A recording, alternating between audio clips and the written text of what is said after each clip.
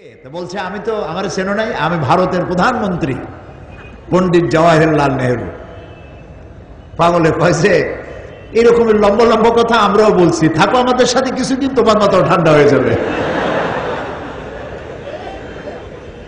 তো প্রথম প্রথম একটু মাথা গরম হয়, তারপরে আস্তে আস্তে ঠান্ডা হয়। ঠান্ডা করার মালিক তিনি বলেন ক্ষমতা দেই আর তারপরে তাকায় থাকি, লিনানজুরা কাইফা তা'মালুন। সুবহানাল্লাহ। ক্ষমতা দিয়ে তাকায় দেখি তোমার আমলটা কেমন হয়। মজলুম জনতা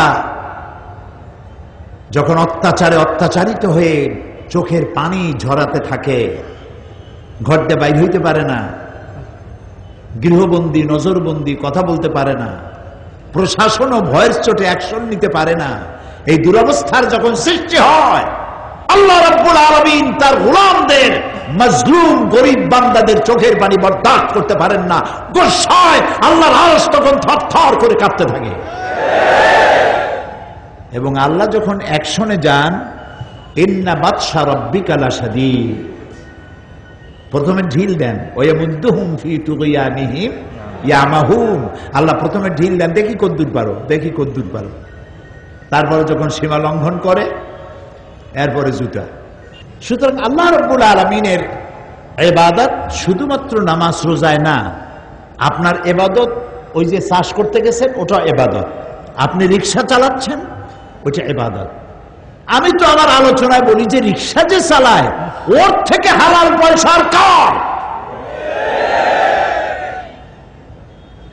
একটা পয়সা তো ঘুষ খায় না সে, রিক্সাওয়ালার ঘুষ দেবে কিনা? আরে কি ভদ্রলোক আমাদের দেশের ভদ্রলোকেরা! ঈদের মার্কেট করতে যায়, দোকানে গিয়া দেখে যে সামনেই লেখা ফিক্সড প্রাইস। একজনে কয় সুবহানাল্লাহ, এটা তো সুবহানাল্লাহ কথা হলো। সুবহানাল্লাহ যে কোন জায়গায় কবে তাও জানে না, আমরা বলি সুবহানাল্লাহ। ফিক্সড প্রাইস হচ্ছে, কয় সুবহানাল্লাহ। এখন দোকানের সামনে লেখা ফিক্সড প্রাইস, ভিতরে বসছে এক বোতল ভরা, কি জানি দেয় বোতলে করে, ফান্টা, কোকা কোলা, 7 আপ দিয়ে দিল, খাইলো। শাড়ির দাম কত? শাড়িটা পছন্দ হয়ে গেছে। কত দাম? স্যার বেশি দাম না, মাত্র 11,593 টাকা 77 পয়সা। এইখানে কথা কয় না, এখানে কথা বলা, দামাদামি করা আউট অফ জেন্টেলিটি, ভদ্রতার বাইরে। ঠিক পয়সাটা গুনে গেঁথে দিয়ে আসলো। এই 11,593 টাকা 77 পয়সা শাড়িটা কিনে যখন রিক্সায় উঠলো, গাড়ি আনতে ভুলে গেছে সাহেব, রিক্সা উঠলো, রিক্সা চালায় নিয়ে কয় স্যার যাবো কোন দিক? যা সামনে যা, ডাইনে যা, বায়ে যা, পিছে যা, অনেক জায়গা ঘুরাইয়া তারপরে কয় স্যার ভাড়া দেন। 5 টাকা দিল। স্যার এত দূর ঘুরাইলেন, মাত্র 5 টাকা। হ্যাঁ বেটা, রেড বই দেখা, এই পর্যন্ত 5 টাকা, এই তো বেশি দিছি, রেড বই দেখা কত বেশি দিতে হবে। ওইখানে 11,000 টাকা দিয়ে আসলো, তখন বলে নাই যে এত বেশি নিচ্ছেন কেন। এইখানে এই বেচারা যে কষ্ট করলো, ওর 5 টাকা দিতে বড় কষ্ট হইল। আল্লাহ রাসূল বলেছেন, আল কাসিবু হাবিবুল্লাহ, সহস্তে যে উপার্জন করে খায় সে আল্লাহর বন্ধু। কাজী যে ব্যক্তি ঘুষ খায়, ডিসি হোক, এসপি হোক, অথবা এমপি হোক, মন্ত্রী হোক, যেই কেউ হোক, তিনি যদি হারাম খান, আল্লাহর কাছে আপনার মতো মন্ত্রীর চাইতে রিকশাওয়ালার মর্যাদা লাখ কোটি গুণ বেশি। ওই প্রেসিডেন্টের চাইতে যে প্রেসিডেন্ট হক কথা বলতে সাহস পায় না, দুরন্ত সাহস নিয়ে পরিস্থিতি মোকাবেলা করার ক্ষমতা রাখে না, কাপুরুষের মতো পালায় যায়, সে প্রেসিডেন্টের চাইতে এই রিকশাওয়ালার দাম অনেক বেশি। কাজে হালাল ভাবে রুজি কামাচ্ছেন, এটা ইবাদত। আপনি আপনার মাছ কিনেছেন বাড়ির জন্য, এমনকি আপনার স্ত্রীর জন্য একটা ব্লাউজ কিনেছেন, সন্তানের জন্য একটা প্যান্ট শার্ট কিনেছেন, এ সবটা ইবাদতের মধ্যে শামিল, যদি পয়সাটা হালাল হয়। যদি পয়সাটা হালাল হয়, এ সবটা ইবাদত। সুবহানাল্লাহ বলবেন না? এখন এতদিন আমরা ধারণা করে রেখেছিলাম নামাজ রোজাই শুধুমাত্র ইবাদত, কিন্তু নামাজ রোজাই শুধু ইবাদত নয়, জীবনের সমস্ত কাজটা আল্লাহর হুকুম মাফিক পরিচালনা করার নামই হলো। এই ব্যাপারে আমি আর ব্যাখ্যা দিতে চাই না, আমার মনে হয় আপনারা বুঝে ফেলেছেন। বুঝে আসছে কিনা? বুঝতে ইনশাআল্লাহ। এখন পৃথিবীতে মানুষেরা দুইটা জিনিস চায়। কয়টা জিনিস চায়? ক্ষুধার সময় খাইতে চায়, আর বিপদের সময় নিরাপত্তা চায়, বিপদের সময় আশ্রয় চায়, ঠিক না? এখন শোনেন আল্লাহ কি বলছেন, ফালইয়াবুদু রাব্ব হাযাল বাইত। আল্লাহ তাআলা বলছেন এই ঘরের রবের মালিকের ইবাদত করো, এই ঘরের মালিক যিনি তার ইবাদত করো। কোন ঘর?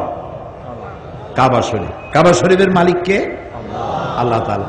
এই কাবা শরীফের মালিকের ইবাদত যদি করো তাহলে হবে কি? আল্লাযী আত'আমাহুম মিন জু'ইন ওয়া আমানাহুম মিন খাউফ। এই ঘরের মালিকের ইবাদত যদি করো, আল্লাযী আত'আমাহুম মিন জু', তোমার যখন ক্ষুধা লাগবে তিনি তখন তোমাকে খেতে দিবেন। সুবহানাল্লাহ। ওয়া আমানাহুম মিন খাউফ, আর যখন ভীত সন্ত্রস্ত হবে তুমি, তখন এই ভীতির সময় তোমাকে নিরাপত্তা প্রদানের মালিক আল্লাহ রাব্বুল আলামিন, তিনি তোমাকে নিরাপত্তা দিবেন। তো দুনিয়ায় তোমার ক্ষুধার সময় খেতে চাও, ভীতির সময় নিরাপত্তা চাও, ইবাদত করো। এখন প্রশ্ন উঠতে পারে ইবাদত কতদিন করব? আল্লাহ তাআলা বলেছেন, এই কোরআন শরীফে বলে দিয়েছেন, ওয়া'বুদ রাব্বাকা হাত্তা ইয়াতিয়াকাল ইয়াকিন। ইবাদত করো যতক্ষণ পর্যন্ত তোমার মৃত্যু তোমার কাছে না আসতেছে, ততক্ষণ ইবাদত করতেই থাকো। এখন মৃত্যুর পরে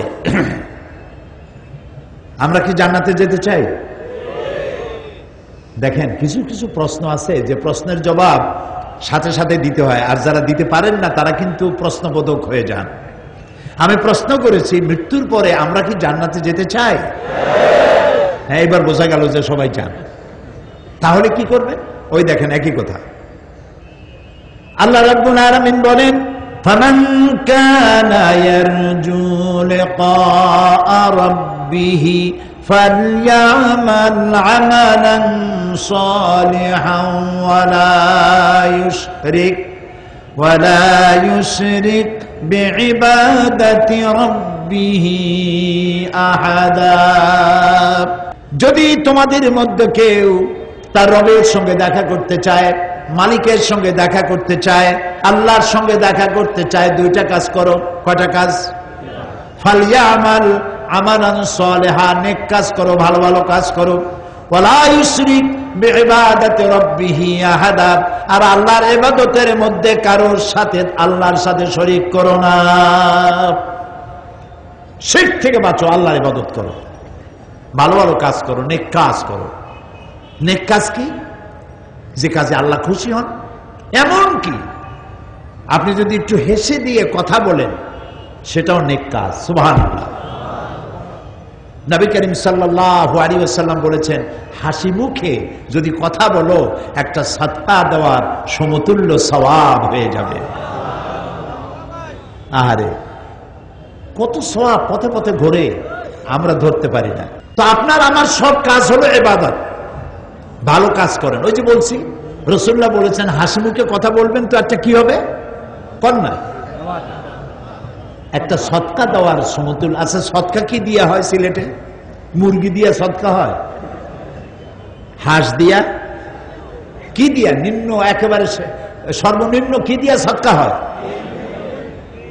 আরে কপাল, তাও ডিম দিয়ে বলে সদকা। এইগুলো শিখাইছেন আপনারা? ওটা বলছেন আমরা এটা শিখাই নেই। আরে ভাই, ডিম দিয়ে সদকা হয় না, মুরগি দিয়া সদকা হয় না, সর্বনিম্ন একটা ছাগল। কি ফতোয়ায় সর্বনাশ করছে, ডিম দিয়া সদকা দেবেন? নাউজুবিল্লাহ। তো সর্বনিম্ন একটা ছাগল, একটা ছাগলের দাম কত বলে? 3000 টাকা। 3000 টাকা খরচ করে একটা